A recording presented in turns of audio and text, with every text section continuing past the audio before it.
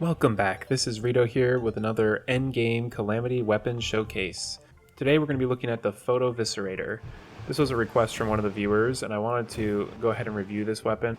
It is a flamethrower, so it's using gel as the ammunition, and I've switched over to Auric Tesla ranged and I've changed my accessories slightly to accommodate for a range build. So let's immediately just test this thing out real quick on some target dummies. So you can see it shoots right through them and it's pretty sweet. Let's take a look at the tooltip. It's 743 range damage, 92% critical strike chance, very fast speed, average knockback, 90% chance not to consume gel, and fires a stream of exo flames that literally melts everything. This is a flamethrower that you can get after defeating the jungle dragon Yharon. So this is the exo blade equivalent of flamethrowers. And you can see it's doing some pretty darn good damage. Let's try it just on one target dummy. So it's doing about like 140, 130,000 at the max. And let's try it against a group of enemies over here. You see we're getting up to, 500,000-600,000 right there. So the damage is a little bit low, single target. But I think that will change once we see it on a boss, because the bosses will get hit so many times by the piercing aspect of this weapon. So let's try it on Providence and see how it goes. Whoa, it lagged. But you can see that was an insanely fast fight. Let's try it once more. Yeah, it ticked on the boss maybe like 1, 2, 3, 4, done. So that was pretty good. Definitely on par with a lot of the Auric Tesla weapons. Let's see how it does on a boss like the Cosmic Worm. So that's pretty dang good against the worm. Let's drop back down.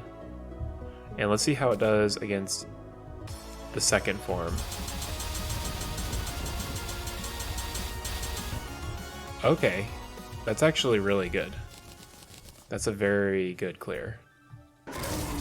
So let's see how this weapon would do in a boss rush.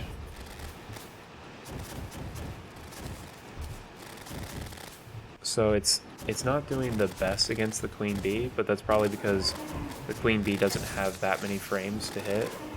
For those of you who aren't familiar with the boss rush, it's like a very super buffed version of all the bosses. We do have some adrenaline. Let's use some adrenaline and finish this bee off. Ooh, it'll probably do better on the Brain of Cthulhu. Ooh, it's doing a lot of knockback to all of these little orbs.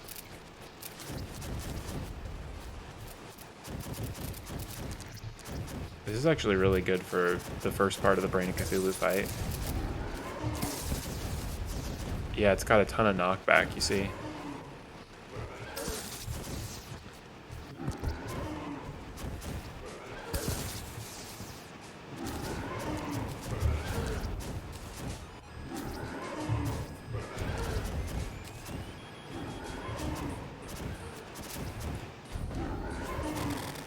Let's see how it does on the King Slime.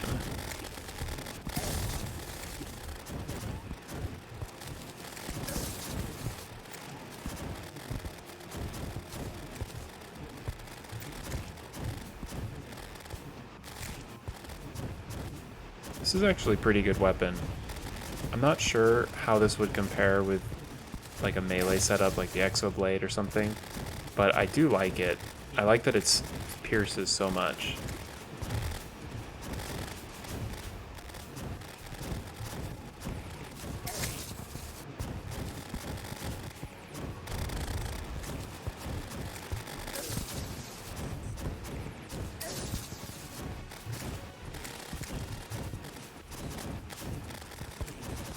Let's take a quick look at how to craft the Photoviscerator.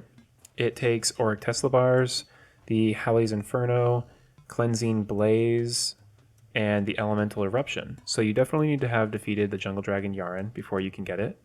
But let's take a look at how to craft this right here. This is just Luminil, Ruinous Souls, Exodium Clusters, and a Sniper Scope, and you'll be able to craft the Halley's Inferno. So that's a pretty simple recipe. You need to have defeated the Poltergeist, though, in order to craft it. And then the Cleansing Blaze is going to be Cosmolite and Nightmare Fuel, or Endothermic Energy, so after defeating the Devourer of Gods. And the last one is the Elemental Eruption. So the Elemental Eruption is going to be the tricky part of this recipe. You need a lot more things, like the Galactica Singularities, which are easy to get from the Lunar Event, and then the Terra Blade equivalent of Flamethrowers, which you can get from Living Shards and Essence of Sunlight Flamethrower. So you need the Meow Thrower, which sounds like a really awesome weapon, and then you need this Spewer, Blight Spewer, which looks like you get from the Plaguebringer Goliath, and then you need the Havoc's Breath, which you can get from the Cataclysm. And lastly, Luminite Bars, and you'll be able to craft the Elemental Eruption. So that's really the hard part of this crafting recipe. The rest of it is fairly simple after having defeated Poltergeist, Devourer of Gods, and Yharon the Jungle Dragon. Overall, I definitely think this is a great weapon. It's definitely viable against Supreme Calamitas. Anyways, I hope you enjoyed the video and found this helpful. If you did, be sure to like and subscribe so you can catch my next episodes. I also do Let's Play videos. I'm working on a Calamity Let's Play. It's a bow-only playthrough on Revengeance Mode, so feel free to check that out if you're interested. Thanks again for watching, and I'll see you next time.